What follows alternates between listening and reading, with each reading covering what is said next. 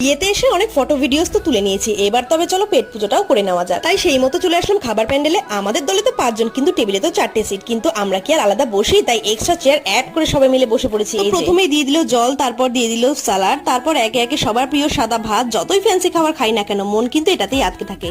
তারপর দিয়ে দিল ভেজ ডাল, তার সাথে দিয়ে দিল পটল চিংড়ি। আর তারপর এই যে আমি খেতে বসেও শাড়ি ঠিকঠাক আছে কিনা, চুল ঠিকঠাক আছে কিনা, এগুলো নিয়ে দেখে যাচ্ছি। কি আর করবো বলো, শাড়ি কম পড়লে যা হয় আর কি, ম্যানেজ করতে করতেই সময় শেষ হয়ে যায়। এত ঝটপট আইটেম গুলো দিয়ে যাচ্ছিল যে ভিডিওটাই তুলতে পারছি না, তারই মাঝে দিয়ে গেছিল কাতলা কালিয়া। পর দিয়ে দিল all time favourite fried rice, আর সাথে ছিল একদম লাল লাল খাসির মাংস, যেটা আমি খাই না, তাই পাশের দিদির পেট থেকেই দেখালাম তোমাদের। তারপর দিয়ে দিল চাটনি, তারপর ছিল রসগোল্লা, তারপর ছিল নলেন গুড়ের আইসক্রিম, আর সাথে ছিল হাজমোলা। এই আইসক্রিমের ফ্লেভারটা তোমরা কে কে খেয়েছো আমাকে অবশ্যই জানিও। মনে হচ্ছিল যেন একদম গুড়ের রসগোল্লাই খাচ্ছি।